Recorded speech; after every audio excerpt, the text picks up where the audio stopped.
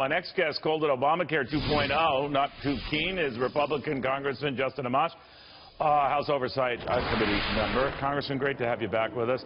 So you're not a fan of this.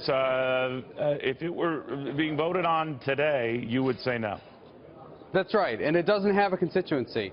Republicans don't like it, Democrats don't like it, and it seems like the only people who do like it are people in Washington and maybe the insurance lobby. It seems to be kind of handled this way on the part of the House leadership, maybe the Senate leadership. This is the best we can do, just do it. What do you say to that? That's not true. They haven't tried to work with Democrats. I mean, we need to persuade Democrats to come on board with repeal and with major reforms to our health care system. But it seems like the past several years, and I'm sure before that, the two parties have decided they don't want to work with each other. They don't want to try to persuade people of new positions. They just want to run roughshod over each other. And that's not what the American people want. They want us to work together.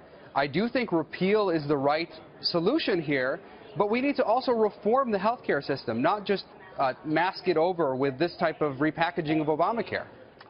The president apparently sides with the leadership on this measure, not crazily so, but more so than any conservative criticism that's come up. Now, that could change, Congressman, but are you worried that he puts the full weight and power of his office and his personality and his ample persuasive powers into prying more of congressmen to go his way?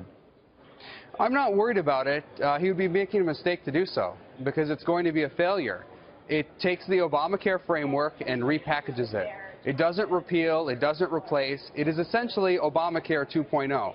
So if the president wants to actually fulfill campaign promises and actually put together a health care system that works, then we need to start over, and he should make that clear to members of Congress. Now, part of the measure that has been put out there right now by Speaker Ryan and others calls for all of these taxes associated with the Affordable Care Act, like the investment tax, the 3.8% surtax, the wage tax, the 0.9% surtax. Together, that alone raises in excess of $30 billion a year. The issue is for them not getting rid of it now, but maybe next year. How do you feel about that?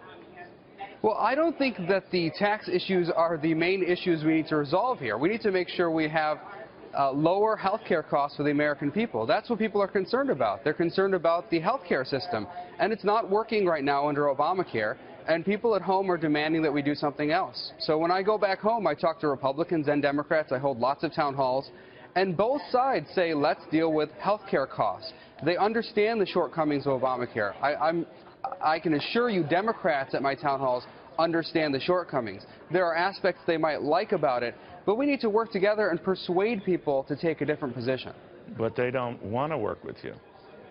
That's not true. Democrats will work with us. Really?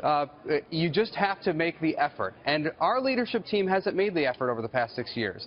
And I'm sure Democratic leaders in the past haven't made the effort. Yeah. It's time for a different type of leadership where people work together, try to come to a common understanding of what the problem is and try to resolve it. We're not going to get everything we like, but I think we can convince our fellow Democrats that Obamacare is not working. We just have to try to do so.